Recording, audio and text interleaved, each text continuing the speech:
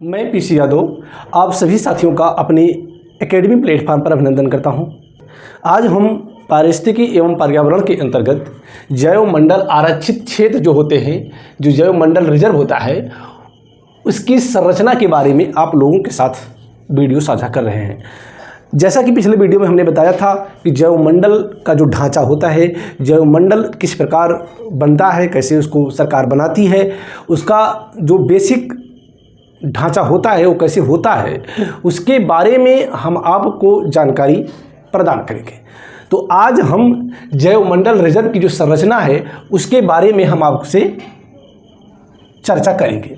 हालांकि इस वीडियो का मुख्य उद्देश्य यही है कि जैव मंडल का जो बेसिक ढांचा है उसको आप समझें और इससे संबंधित जो प्रश्न परीक्षाओं में पूछे जाते हैं, आप नीचे जो पट्टी चल रही है उस पट्टी पर भी नज़र बनाए रखा करें। हमारा उद्देश्य यही रहता है कि छोटे से छोटे वीडियो में आपको अधिक से अधिक जानकारी मुहैया कराएं, क्योंकि कम समय में आपको अधिक से अधिक ज्ञान अर्जित करना है। समय कम है और लक्ष्य लंबा है। तो जैव मंडल रिजर्व की जो संरचना है ये 3 भागों में बांटा जाता है, जिसमें जो बीच का क्षेत्र है ये है कोर क्षेत्र। इसके बगल में जो क्षेत्र बनता है वो होता है बफर क्षेत्र, और तीसरा जो बाहरी क्षेत्र होता है वो कहलाता है संक्रमण क्षेत्र। अब आप इस चित्र के माध्यम से बखूबी समझ रहे होंगे कि जो बाहरी क्षेत्र है वो कहलाता है संक्रमण क्षेत्र, जो उसके बाद का क्षेत्र है वो है बफर क्षेत्र, और जो अंदर का मुख्य क्षेत्र है वो कहलाता है कोर क्षेत्र। इन तीनों क्षेत्रों में क्या क्या दशाएं हैं, क्या क्या इसमें कार्य किए जाते हैं, आदि सब क्रमानुसार आपको हम बताते हैं। तो देखते हैं यहाँ क्रोड क्षेत्र, यही जो कोर क्षेत्र है इसी को क्रोड क्षेत्र कहा जाता है, और यहाँ लिखा है कोर जोन। कोर जोन में होता क्या है, जैव मंडल जो रिजर्व बनाया जाता है उसका जो मुख्य भाग होता है वो होता है कोर क्षेत्र। कोर क्षेत्र में ये जैव मंडल का महत्वपूर्ण आंतरिक हिस्सा है। जो जैव मंडल बनाया जाता है उसका जो महत्वपूर्ण हिस्सा होता है, जो आंतरिक हिस्सा होता है, अंदर का हिस्सा होता है, वो होता है क्रोड क्षेत्र। क्रोड क्षेत्र में और क्या है, किसी भी प्रकार की मानवीय गतिविधियों की छूट नहीं।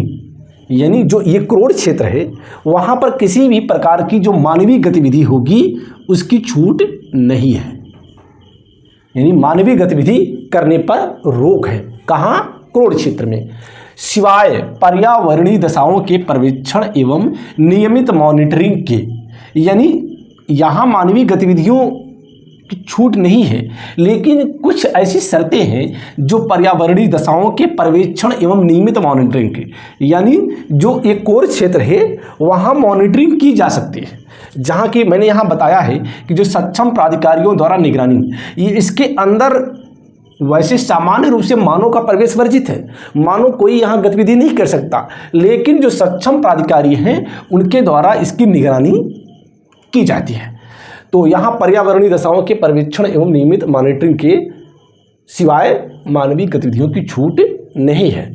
इसमें सरकारी अधिकारियों कर्मचारियों के सिवाय अन्य सभी का प्रवेश वर्जित है।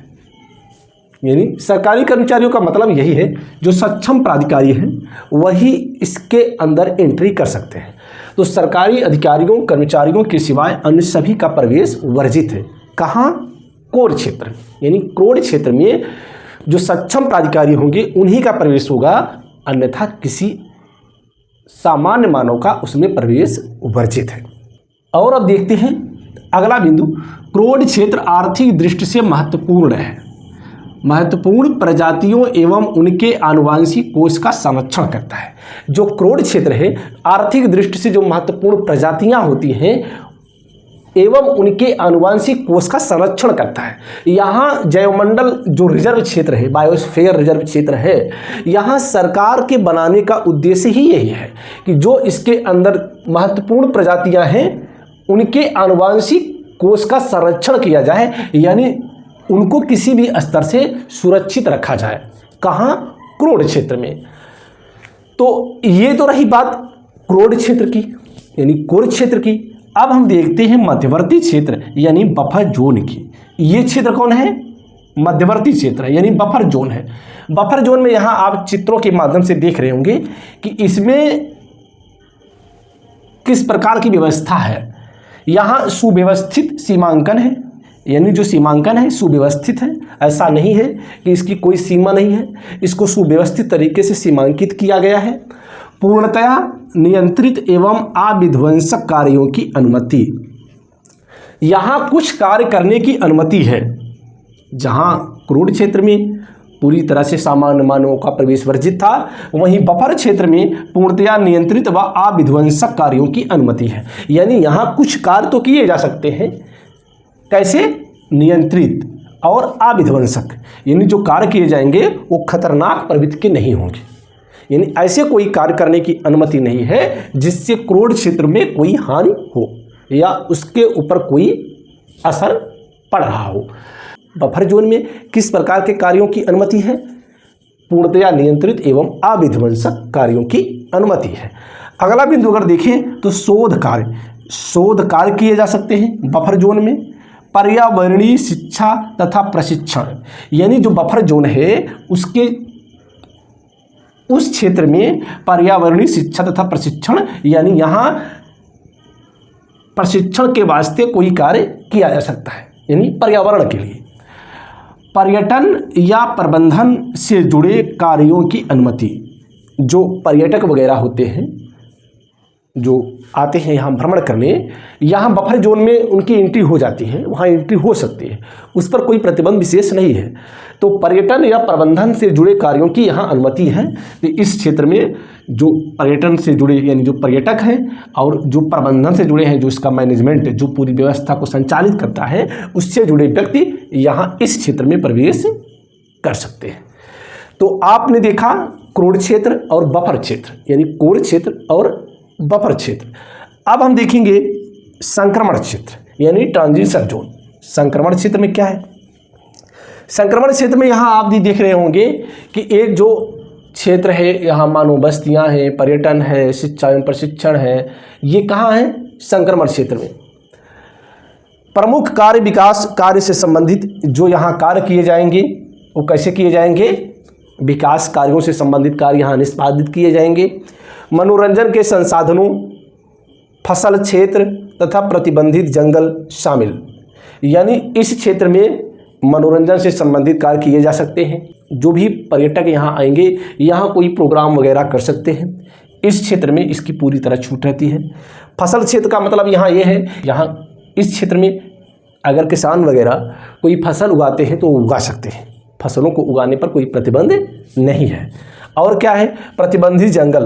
प्रतिबंधित जंगल का मतलब ये है कि ये जो क्षेत्र होगा, जो जंगल होगा, वो प्रतिबंधित होगा। प्रतिबंधित का तात्पर्य ये है कि उस जंगल में बिना अनुमति के कोई कार्य नहीं किया जाएगा। जैसे अगर आप कटाई करना चाहते हैं, पेड़ों की छटाई करना चाहते हैं, आदि जो कार्य मतलब जंगलों में किए जाते हैं, उसको करने के लिए आपको अनुमति लेना पड़ेगा।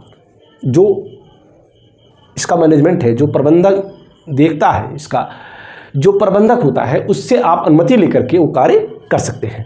तो हमने यहाँ इस वीडियो में, इस छोटे से वीडियो में ये आपको बताने का प्रयास किया कि जो जैवमंडल आरक्षित क्षेत्र होता है उसको 3 भागों में डिवाइड किया जाता है।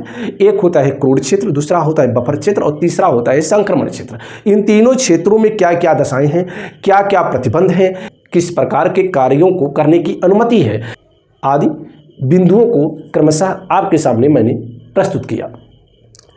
आप ऐसे ही पढ़ते रहें, मस्त रहें, स्वस्थ रहें। इसी के साथ ये वीडियो यहीं पर समाप्त होता है। अगली बार एक नए वीडियो के साथ पुनः उपस्थित होऊंगा। तब तक के लिए जय हिंद, जय भारत, जय युवा।